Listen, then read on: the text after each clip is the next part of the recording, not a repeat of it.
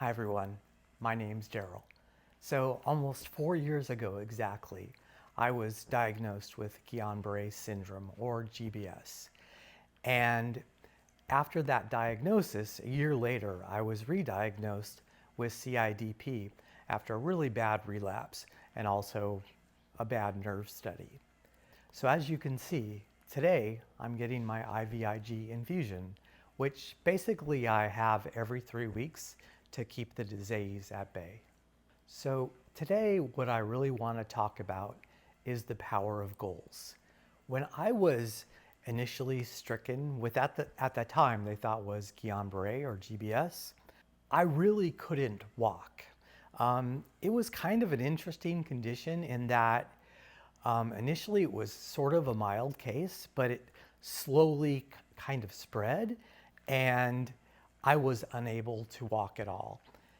Now, I started getting IVIG infusions, and when I started the infusions, all of a sudden I started getting a little bit better, but still not, where I could walk. But basically I set little goals for myself as I started getting my IVIG infusions. And so I couldn't move my legs at all initially, but after I got my infusion, I noticed that I was able to start moving my legs.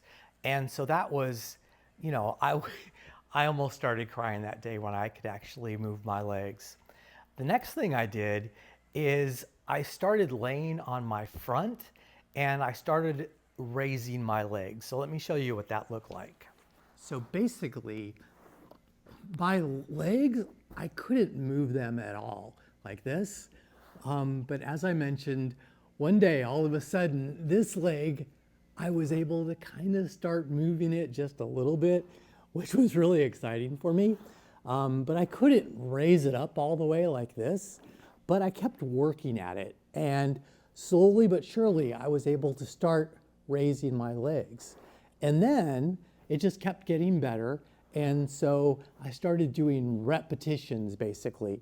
Now, this might seem really silly, the fact that I was doing these repetitions with no weight at all, but I could see improvements. And so these little mini improvements gave me a happy feeling that I noticed that things were getting better. And as I started, feeling like, okay, there's actually a change happening, I continued to increase those reps. And, it just made me feel like, okay, the table has turned and all of a sudden, now I'm starting to get better.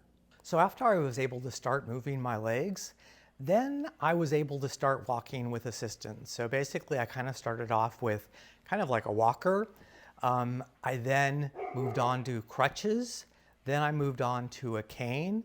And finally I was able to actually walk without any assistance at all. But I still had, some foot drop. But my ultimate goal was really to get back to playing golf. So I've been a competitive golfer my entire life. And when I retired, that was the goal, was basically I wanted to play in some elite amateur events. I actually had a goal of getting on the senior PGA tour, but basically after the bad relapse, I just had so many problems with my lower back. A lot of it was really kind of caused by myself because I was so stubborn that I just kept trying so hard to walk and trying so hard to play golf that I actually did significant damage to my back. Because as you know, when there's something wrong with a particular part of your body, often different parts of your body will be used and it's a compensation. And when you walk with compensations, the structure is not a regular structure as you're walking. And so you'll walk with some sort of a limp or favoring one side. And by doing that, I actually caused problems with my back. And so you've got to be patient as you're starting to make your recovery. So basically I came to the realization that I was not going to be able to play golf again, at least not competitively at the level that I wanted to. I could get out there and probably play once a week, but the problem is when I went out and practiced, I had so much back pain that, I just really couldn't do it.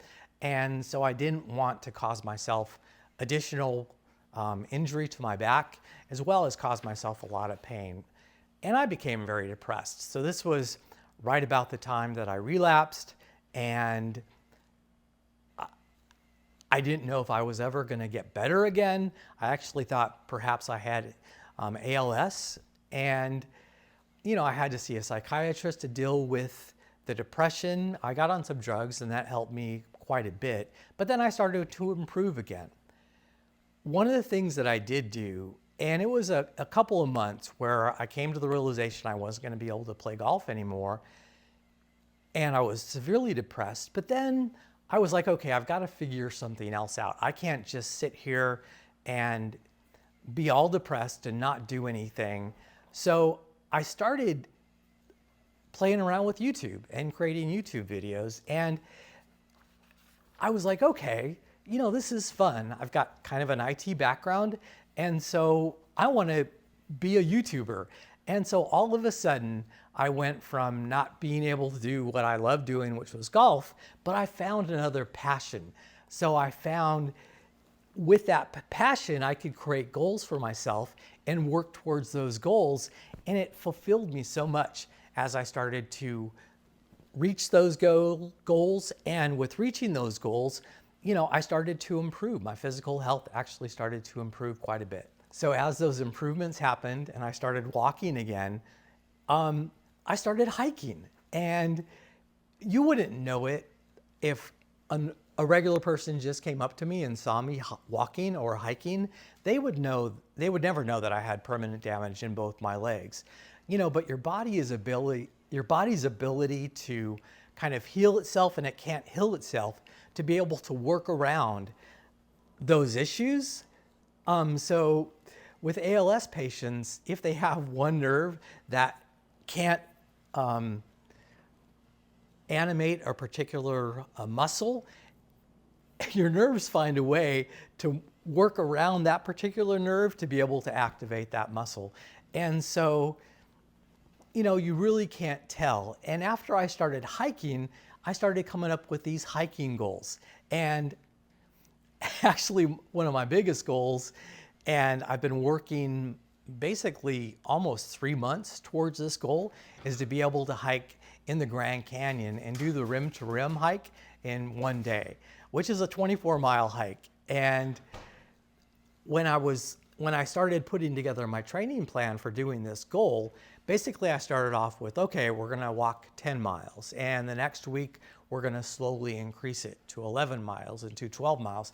And now I'm up to 20 miles. Granted, I do feel a little taxed after the 20 miles, but I've gotten so much better. I've gotten so much stronger.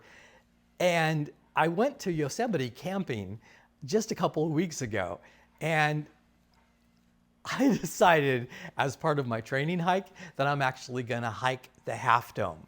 And if you know anything about Yosemite, you probably know Half Dome.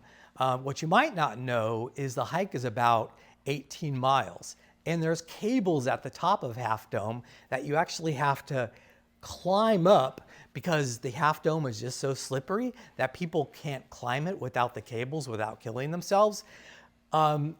So I came up with this goal actually to hike Half Dome and go up the cables. And this is kind of a big deal for me because I am deathly afraid of heights.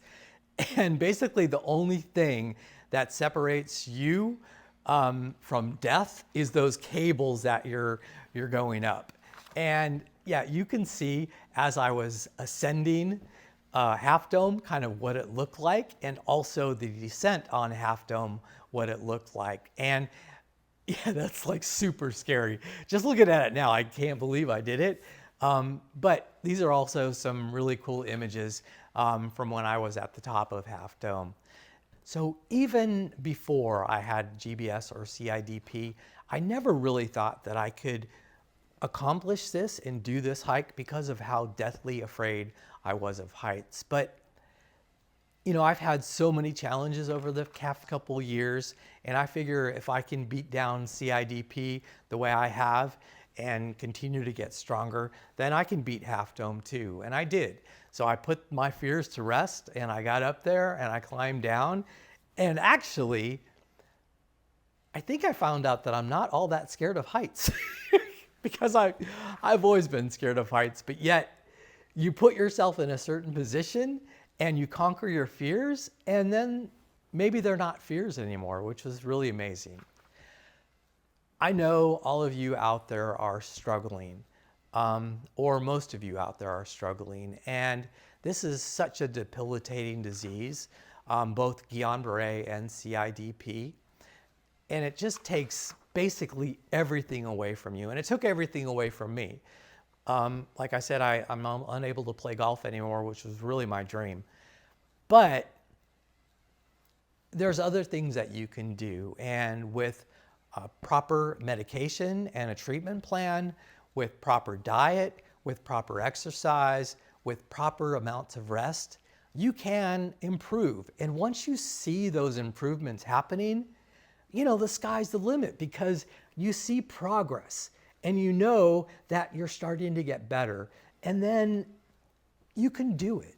And so I would love to give every single one of you out there just a big hug, just to hopefully give you some hope that you can improve and you can get better. But please don't give up. And if you found some value in this video, if this gave you a little bit of hope, please like the video and also subscribe, because the more folks that do, the more this video can spread to others. And my next infusion will be 3 weeks away, and I really hope to see you again in that next video. So bye for now. I've seen a lot of change, been through a lot of pain. Some things are not the same as they were a year ago, but all will be okay. I move on each and every day. The past is where it stays, way back a year ago.